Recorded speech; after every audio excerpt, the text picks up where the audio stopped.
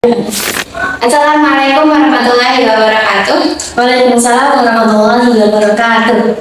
Kembali lagi di Volta Politik Talk bersama saya Fatina Adi Hanafi dari Biro Penerangan Satelit sebagai moderator. Kali ini saya bersama bintang tamu luar biasa kita. Boleh perkenalan diri dulu, Pak? Boleh. Nama aku Fariha Agriata Sahihah. Biasa dipanggil Fariha. Aku dari staf Kementerian Pergerakan Sosial. Insyaallah. For your information ya guys, Kak Fariha ini dulu juga pernah jadi anggota satelit Biro Kasat ya. Iya betul. Kajian strategis. Jadi udah biasa dong ya Kak membahas isu-isu politik seperti ini. Masya Allah. Sebelum kita mulai, kita tanya kabar dulu nih Kak. Gimana nih Kak kabarnya akhir-akhir ini? Alhamdulillah baik. Kalau kabar kamu sendiri gimana? Alhamdulillah. Kesibukannya apa nih Kak akhir-akhir ini? Yang pertama pastinya kuliah ya. Tetapi karena ini masih libur dan beberapa waktu mendatang akan kuliah, jadi ini masih menunggu kuliah. Kemudian aku jadi ngajar privat di salah satu dosen spesial. Karena kita udah perkenalan, udah tanya kabar juga, langsung aja kita mulai sesi diskusi kita pada kota kali ini. Oke, jadi gini nih Kak, akhir-akhir ini Indonesia itu lagi dihadang berita-berita tidak mengenakan ya Kak dari pemerintah. Salah satunya topik yang bakal kita bahas pada kesempatan kali ini yaitu efisiensi anggaran. Kalau boleh tahu nih Kak, apa sih efisiensi anggaran itu sendiri? Boleh dijelaskan dulu ke teman-teman. Oke.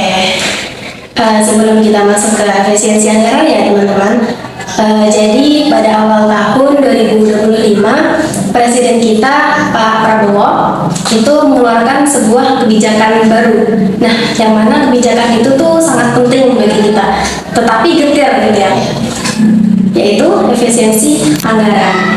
Nah, melalui Impres nomor 1 tahun 2025 tentang efisiensi belanja APBN APBD 2025, Pak Prabowo memerintahkan kepada kementerian atau lembaga dan Pemda agar lebih efisien lagi dalam berbelanja. Nah, efisiensi anggaran yang dilakukan oleh pemerintah itu pasti menimbulkan dampak besar gitu ya, mulai dari isu PHK, kemudian pemotongan beasiswa hingga penurunan kualitas pelayanan publik gitu. Namun apa sih sebenarnya yang dimaksud dengan efisiensi anggaran itu? Oke, jadi efisiensi sendiri bisa diartikan sebagai tidak membuang-buang sesuatu gitu ya. Bisa berupa waktu, bisa berupa tenaga dan biaya gitu, sehingga memberikan hasil yang lebih tepat dan sesuai. Nah, dari artikel yang kakak baca ya, bahwasanya efisiensi anggaran itu adalah mengoptimalkan penggunaan dana dengan cara mengurangi pengeluaran dana yang tidak mendesak. Ya, yang maksudnya tidak mendesak itu kita lebih mengutamakan yang prioritas dan yang sesuai kebutuhan kita gitu ya. Nah, kemudian efisiensi anggaran juga dapat didefinisikan sebagai upaya untuk untuk mencapai sebuah tujuan yang diinginkan lewat penggunaan sumber daya seminimal mungkin. Maksudnya seminimal mungkin itu tidak ada kata pemborosan gitu, pemborosan atau pengeluaran dana yang tidak perlu gitu. Pemborosan yang dimaksud itu bisa berbagai hal gitu ya, bisa bermacam-macam bentuk gitu. Kayak misalnya adanya pengeluaran dana atau penggunaan dana yang tidak sesuai dengan prioritas gitu. Itu bisa terjadi pemborosan gitu. Kemudian adanya duplikat program, yang mana setiap program kan pasti membutuhkan anggaran gitu ya. Jika duplikat berarti kita membutuhkan 2 kali lipat anggaran gitu. Nah, yang mana dengan duplikat program tersebut bisa menjadikan anggaran semakin membengkak gitu, atau terjadi pengadaan dana barang dan jasa yang inefisiensi, yang mana tidak sesuai dengan kebutuhan gitu. Efisiensi anggaran tersebut bukan hanya penghematan, tetapi juga berusaha untuk mengalokasikan dana dan menggunakannya secara strategis dan tepat sasaran, sehingga nantinya bisa memberikan hasil yang maksimal bagi masyarakat. Nah, kemudian anggaran ini memang bertujuan untuk meningkatkan efektivitas pengelolaan keuangan negara. Namun, banyak sekali masyarakat yang tidak setuju dengan kebijakan ini ya. Banyak sekali kritik karena dianggap kontradiktif dan banyak dampak negatif bagi masyarakat gitu. Berarti efisiensi ini itu pemotongan anggaran ya Pak? Ya, pemotongan anggaran. Pemotongan anggaran ini sebenarnya dialokasikan buat apa sih Pak? Jadi bukan tanpa tujuan ya. Hasil dari efisiensi anggaran ini nantinya akan digunakan untuk beberapa keperluan. Seperti yang pertama, tujuan utama dari efisiensi anggaran ini untuk program makan bergizi gratis. Dan ada juga keperluan lain, yaitu untuk Badan Pengelola Investasi dan Antara. Efisiensi anggaran ini menimbulkan banyak dampak negatif ya, karena mempengaruhi kinerja, kemudian kualitas, dan juga pemberlangsungan program pemerintah yang sedang berjalan gitu. Nah, tadi kan kakak udah menjelaskan bahwasanya efisiensi anggaran ini tujuan utamanya untuk program makan bergizi gratis. Nah, gimana sih cara merealisasikan biar program tersebut tuh berjalan dengan lancar gitu. Jadi perlu adanya anggaran gitu, yang mana anggaran tersebut itu sangat besar dan pastinya untuk negara sendiri itu masih bisa dibilang sangat kurang gitu. Oke, kemudian anggaran yang diperlukan untuk program makan bergizi gratis itu mencapai sebesar 460 triliun per tahun. Itu kan anggaran yang sangat besar, ya banyak banget. Nah, dengan anggaran yang sangat besar itu membuat pemerintah akhirnya melakukan sebuah kebijakan yang mana efisiensi besar-besaran gitu ya. Jadi banyak sekali kementerian ataupun lembaga, kemudian daerah-daerah juga yang merasakan dampaknya gitu, hingga masyarakat juga merasakan dampak dari efisiensi anggaran tersebut. Nah, anggaran makan bergizi gratis diusulkan oleh Bapak Presiden kita ya, Pak Prabowo dan Gibran Rakabuming. Nah, yang mana menjadi salah satu topik utama dalam rapat APBN 2025. Nah, jadi Ketua Badan Anggaran DPR RI, yaitu Pak Said Abdullah, beliau berpendapat bahwasanya anggaran sebesar 71 triliun itu masih wajar, tidak bermasalah gitu. Jadi tidak mengganggu keuangan negara untuk program makan bergizi gratis ini. Jadi pemerintah mengalokasikan dana sebesar 71 triliun tadi untuk sepanjang 2025, yang mana tidak mencukupi kan. Nah, jadi diperkirakan anggaran sebesar 71 triliun itu untuk program makan bergizi gratis itu hanya bisa mencukupi untuk sampai bulan Juli saja gitu. Kemudian Menteri Koordinator Bidang Pangan, yaitu Pak Zulkifli Hasan, beliau menyebutkan bahwasanya anggaran makan bergizi gratis itu perlu ada tambahan anggaran gitu. Jadi yang tadinya 71 triliun ditambahkan sebesar 140 triliun. Nah, untuk sepanjang 2025, jadi sampai akhir tahun bulan Desember 2025 nanti. Kali lipat ya Pak? Jadi ada tambahannya gitu. Nah, setidaknya selama total anggaran untuk program makan bergizi gratis ini setidaknya mencapai 210 triliun untuk program makan bergizi gratis gitu. Makan bergizi gratis ini malah mengorbankan banyak pihak ya Pak? Iya.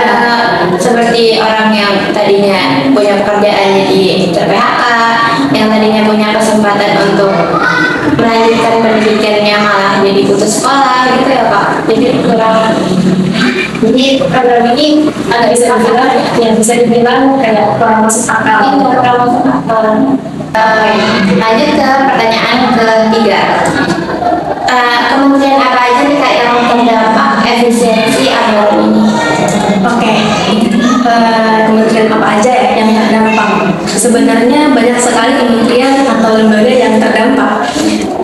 Tapi jika kita membahas semuanya pasti akan panjang ya. Jadi kakak cuma akan menyebutkan 3 kementerian teratas saja yang paling terdampak. Nah, DPR RI kemarin mengumumkan hasil pembahasan terkait tentang efisiensi anggaran bersama kementerian atau lembaga. Nah, hasil pembahasan itu pasti ada tujuannya. Nah, bertujuan untuk menindaklanjuti perintah dari Presiden Prabowo Gibran sesuai instruksi Presiden atau Impres nomor 1 tahun 2025.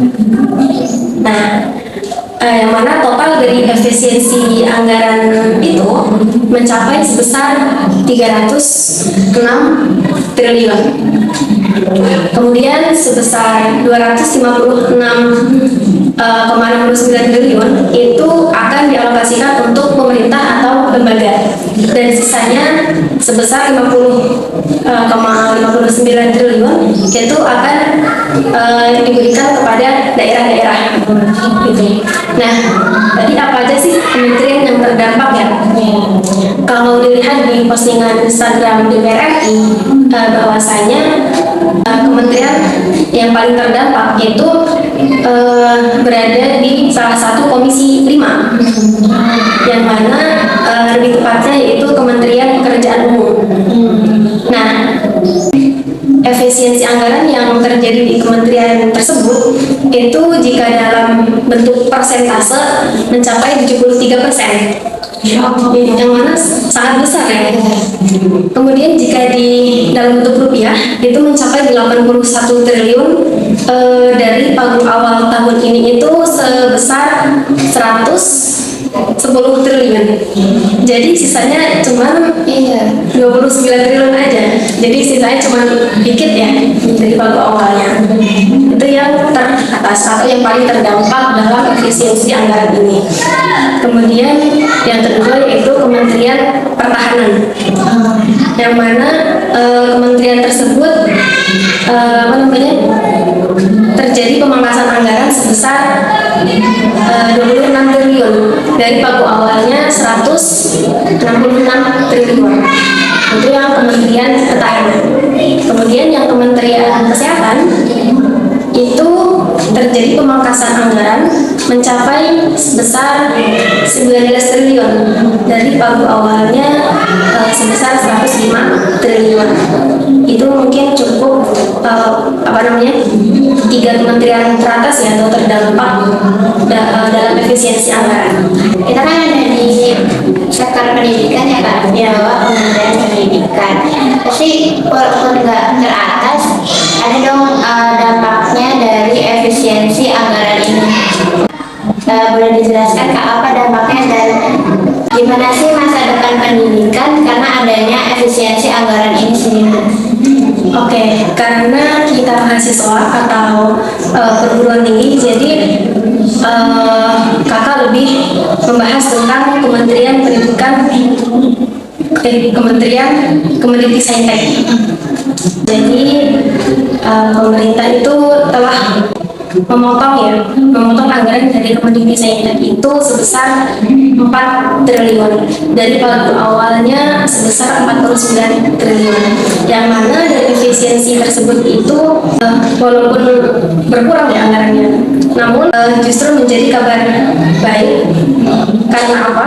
Karena di penerima beasiswa KIPK atau Kartu Indonesia Pintar Kuliah itu anggarannya tidak terdampak atau tidak ada pemangkasan anggaran. Jadi insya Allah aman ya. Kemudian Sekjen Kemendikbudristek sendiri menjelaskan bahwasanya program KIPK itu tetap menjadi prioritas utama gitu, dan tidak ada pemangkasan anggaran. Bahkan pemerintah sendiri memiliki rencana untuk untuk menambahkan penerima beasiswa sebanyak 200.000 mahasiswa baru pada tahun 2025 ini, gitu. Walaupun masih menunggu kepastian dari DPR, Badan Anggaran DPR. Jadi gini Kak, efisiensi anggaran itu kan pasti menimbulkan banyak pertanyaan-pertanyaan. Misalnya apa sih kualitas yang terpengaruh akibat efisiensi anggaran ini pada Kemendikti-Saintek itu sendiri? Nah, pertanyaan-pertanyaan seperti kualitas yang terpengaruh ya. Oke, jadi beberapa akademisi di Indonesia ini menyayangkan bahwa kebijakan efisiensi anggaran terjadi dalam Kemendikti-Saintek karena karena anggaran yang seharusnya digunakan untuk misalnya meningkatkan fasilitas kampus, kemudian untuk mensejahterakan dosen dan tenaga pendidik, itu justru malah dikurangi. Padahal di perguruan tinggi sendiri itu kan seharusnya ya didukung penuh oleh pemerintah gitu ya, tapi malah dikurangi anggarannya gitu. Kemudian yang berpengaruh pada pengembangan akademik seperti seminar, kemudian pelatihan dan pertukaran pelajar misalnya, itu kan semuanya didanai oleh negara, sebelumnya didanai oleh pemerintah gitu. Tapi kalau misalkan dikurangi, pastinya perguruan tinggi di Indonesia mengalami penurunan ya, pemangkasan mengalami penurunan dalam jangka panjang gitu.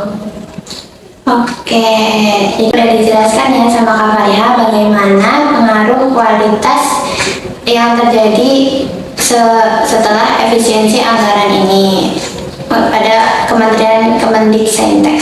Oke, karena udah selesai nih ya Kak sesi diskusi kita, boleh dong Kak closing statementnya.